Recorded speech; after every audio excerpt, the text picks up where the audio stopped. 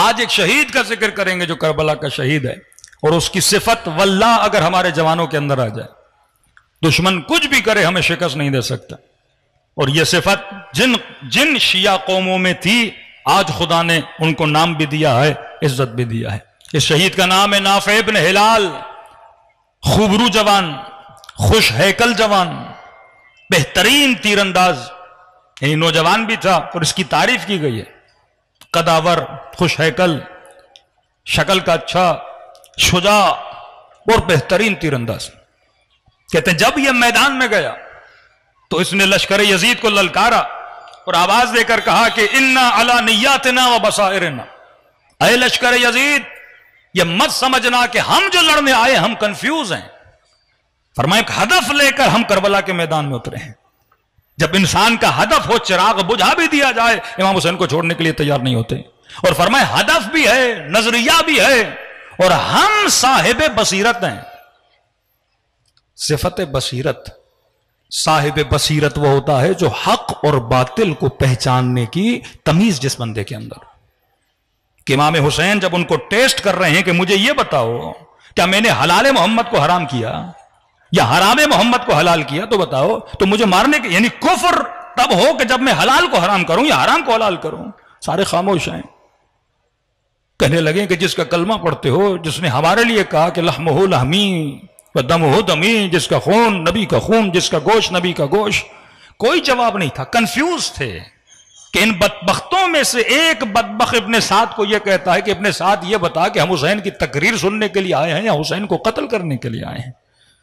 کہ وہ امام کا جملہ کہ ملئت بطونکم من الحرام، وہ جملہ کہ الناس عبید الدنیا، کہ لوگ دنیا کے بندے ہیں یہ اللہ کے بندے نہیں، یہ زر و دولت کے بندے ہیں یہ اللہ کے بندے نہیں. کیونکہ جب انسان زر و دولت کا بندہ بن جاتا ہے وہ قاتل حسین بھی بن جاتا ہے. یہ جناب نافع ابن ہلال فرماتے ہیں انا علی نیاتنا و بصائرنا، ہم جو میدان جنگ میں آئے ہیں ہم صاحب بصیرت ہیں، ہم حق شناس ہیں، ہمیں پتا ہے کہ حق کہاں ہے اور باطل کہاں ہے. پھر فرماتے ہیں نعادی من عاداک، مولا حسین کی طرف اشارہ کرتے، مولا جو آپ سے دشمنی کرے میں نافع ابن ہلال اس سے دشمنی کروں گا. وہ نوالی من والاک، جو آپ کا محب ہوگا، جو آپ سے دوستی کرے گا میں اس سے دوستی کروں گا. میں نے کہا نا یہاں کنفیوژن نہیں ہے. محبت کی بنیاد حسین، نفرت کی بنیاد حسین، کوئی کنفیوژن نہیں ہے. ہم قاتل اور مقتول کو جنتی نہیں مانتے، ہم ظالم اور مظلوم کو جنتی نہیں مانتے، ہم مرنے والے اور مارنے والے کو رضی اللہ نہیں کہتے. یہاں ایک لائن کھینچی گئی ہے، مولا نعادی من عاداک، جو آپ سے دشمنی کرے گا ہم ان سے دشمنی کریں گے. نوالی من والاک، جو آپ سے اظہار محبت کرے گا ہم اس سے اظہار محبت کریں گے. اب دشمن کی طرف رخ کیا، فرمایا وما کرہنا لقاء ربنا، اے دشمن تو ہمیں موت سے ڈراتے ہو. فرمایا ہم اپنے رب کی ملاقات سے بیزار نہیں ہیں. اگر مار بھی دو تو کیا ہوگا، اپنے رب کی ملاقات کے لیے جائیں گے نا، کہ ہم رب کی ملاقات سے بیزار نہیں ہیں. یہ صفت بصیرت. جنگ جمل والوں میں بصیرت نہیں، جنگ صفین والوں میں بصیرت نہیں. جو کنفیوز آج کا مسلمان یہ نہیں بتا پا رہا کہ نبی کی بیٹی حق پر ہے یا خلیفہ اکبر تھے، فدق کس کا حق تھا. یہ کنفیوز مسلم، کنفیوز سوسائٹی جو حق شناس نہ ہو. اب صاحب بصیرت بندہ کیسے بنتا ہے؟ اگر 5 جوان میرے پاس آ جائیں اور کہیں کہ مولانا ہمیں بتائیے کہ ہم بابصیرت کیسے بنیں، تو شاید کوئی مولوی کہے کہ نماز پڑھو، روزہ رکھو، حج پہ جاؤ، عبادت کرو، صلی اللہ علیہ یا رسول اللہ کہو تو صاحب بصیرت بن جاؤ گے. تو پھر جواب تو آئے گا نا کہ خوارج نماز بھی پڑھتے تھے، حج بھی کرتے تھے، روزے بھی رکھتے تھے. ابن عباس جب ان سے مکالمہ کرنے کے بعد واپس آئے تو کہنے لگے کہ امیر المومنین ان کے ماتھوں پہ سجدوں کے نشان، اونٹ جب بار بار بیٹھتا ہے نا تو اونٹ کے گھٹنوں پر کھال اس کی موٹی ہو جاتی ہے، بیٹھ بیٹھ کے کالی پڑ جاتی ہے. کہ مولا ان کے گھٹنے نمازیں پڑھ پڑھ کے کالے پڑ گئے، ان کے ماتھوں پہ سجدوں کے کالے نشان آ گئے. اتنی پوری رات جاگ کر انہوں نے عبادتیں کی ہیں کہ آنکھیں ان کے چہروں کے اندر گھس گئی ہیں. امیر المومنین یہ میرے مقابلے میں ان کو قتل کرنا چاہتے ہو جو اتنے نمازی لیکن صاحب بصیرت نہیں ہے. بصیرت نہیں. آپ دیکھیں، اندازہ لگائیں کہ ایک خاتون کو پکڑ کے اس کی شکم کو کاٹ کے اس کی شکم سے بچے کو نکال کے قتل کر دیتے ہیں. کسی جوان نے مجھے کہا مولانا یہ جب پہلے ہم سنتے تھے نا کہ شکم کاٹ کے بچہ نکالا مارا تو کہتے ہمارے بہت سارے برادران اہل سنت کہتے تھے یہ گڑی ہوئی باتیں ہیں، کیسے ممکن ہے کوئی خاتون کے ساتھ ایک ظلم کرے. لیکن کہتے ہیں 2016 کے بعد جب یہ داعش وائش اپنا سیریا میں اور عراق میں آئی، جب ان کے مظالم ہم نے دکھائے تو کب پھر وہ ماننے لگے اگر یہ کر سکتے ہیں تو وہاں بھی ہو سکتا ہے. کہ ایک دن میں 400 جوانوں کو موصل کی یونیورسٹی میں مار کے اور زمینوں میں دفن کر دیا گیا. کس جرم میں؟ کیونکہ علی کے چاہنے والے تھے. ٹیلی فون کی تاروں سے خواتین کے گلوں کو دبایا گیا. ایک ماں کے سامنے 4 سالہ بچی کا گلا کاٹا گیا. کس کی دشمنی میں؟ امیر المومنین کی دشمنی میں نا. یہی دشمنی وہاں تھی کہ ایک طرف تقوی اس مقام پہ پہنچی ہوئی ہے، ایک طرف بغض اس مقام پہ پہنچا ہوا ہے کہ شکم میں بچہ ہے یہ پیدا ہوگا تو علی کی محبت والا بنے گا، اسے قتل کر دو.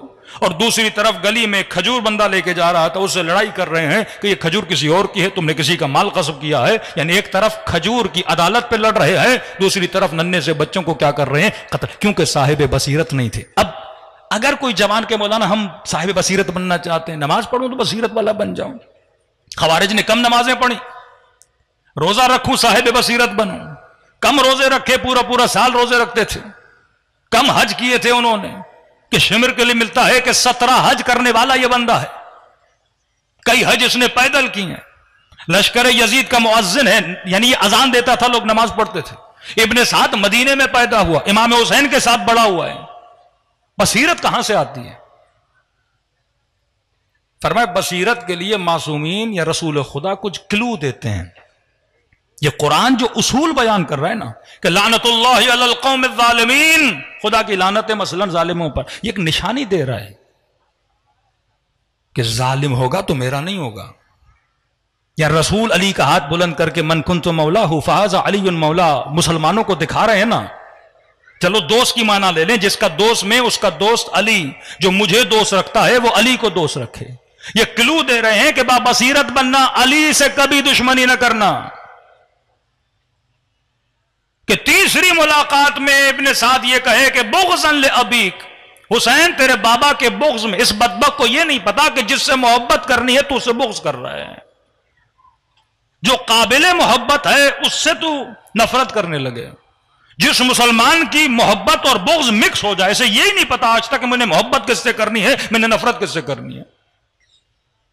یعنی انسان کنفیوز ہو جائے کہ شیطان سے محبت کی جائے یا نفرت کی جائے، اللہ سے محبت کی جائے نفرت، اصلاً اچھے بندے سے محبت کی جائے نفرت کی جائے. آج تک یہ سمجھ نہیں پائے کہ جو قتل کر رہا ہے میں اس سے، جو زانی ہے میں اس سے محبت کیسے کر سکتا ہوں، جو کسی صحابی کے ساتھ زیادتی کر رہا ہے میں اس سے محبت کیسے کر سکتا ہوں. کیونکہ جب محبتیں اور نفرتیں کنفیوز ہو جائیں، یہ بار بار رسول کیا دے رہے ہیں؟ کلو دے رہے ہیں. یا علی انت منی بمنزلت ہارون من موسیٰ. کسے بتا رہے ہیں؟ امت کو نا، کہ جس طرح ہارون موسیٰ کے لیے تھے، علی تو میرے لیے ویسے ہے. انا مدینۃ العلم وعلی بابها، انا مدینۃ الحکمہ علی بابها، علی مع الحق والحق مع علی. اے مسلمانوں، یا عمار تقتلک فئۃ باغیہ، تجھے ایک باغی ٹولہ مارے گا. یہ کلو دے رہے ہیں ان کے لیے کہ صاحب حکمت بنو. جب کبھی کنفیوز ہو جاؤ تو یہ چیزیں تمہیں مدد کریں گی بابصیرت بننے کے لیے. وَأَتَبِرُوا يَا أُولِي الْأَلْبَابِ، اے جوان جب حضرت یوسف کا قصہ پڑھو تو بابصیرت بن. یوسف کیوں بنا؟ عزیز مصر کیوں بنا؟ تعبیر خواب کا علم کیسے ملا؟ ایک چیز کی وجہ سے، یوسف نے صبر کیا اور خود کو گناہ میں آلودہ نہیں کیا. نامحرم کی گناہ کی دعوت کی محفل سے یوسف بھاگ کے نکل گئے، اور اس کے نتیجے میں خدا نے حضرت یوسف کو تعبیر خواب کا علم دیا، عزیز مصر بنا دیا. فری میں خدا کسی کو کوئی چیز نہیں دیتا، پہلے امتحان لیتا ہے. جب بندہ اس امتحان میں پاس ہو جائے پھر خدا اسے انعام بھی دیتا ہے. کہ پڑھ یوسف کا قصہ، پڑھ ابراہیم کا قصہ، اسماعیل کے گلے کو کاٹنے کے لیے جا رہے ہیں، مطلب میرے دین کے لیے اگر بیٹا بھی قتل کرنا پڑے تو کر دینا. یہاں کوئی خاتون ہلکی سی چادر نہیں رکھتی اپنے سر پہ، یا جوان اپنی نگاہ کو حرام سے نہیں بچا پاتا، یا مومن اپنے چہرے پہ داڑھی نہیں سجا پاتا. یہاں تھوڑے سے خمس کی بات آ جائے تو جناب بھاگنے کے لیے تیار ہو جاتے ہیں. یہ چھوٹے چھوٹے امتحانات اس لیے ہیں تاکہ آزمایا جائے کہ واقعاً تیرے پاس جو کچھ بھی ہے وہ پروردگار من عند اللہ ہے، اللہ کی طرف سے تجھے عطا کر دیا گیا، تو لہذا قربان کس پہ کرنا ہے؟ اللہ۔ اب بصیرت والا بندہ ہوگا تو نگاہ صرف فرش پر نہیں ہوگی، عرش پر ہوگی کہ میں نے ایک دن مر جانا ہے۔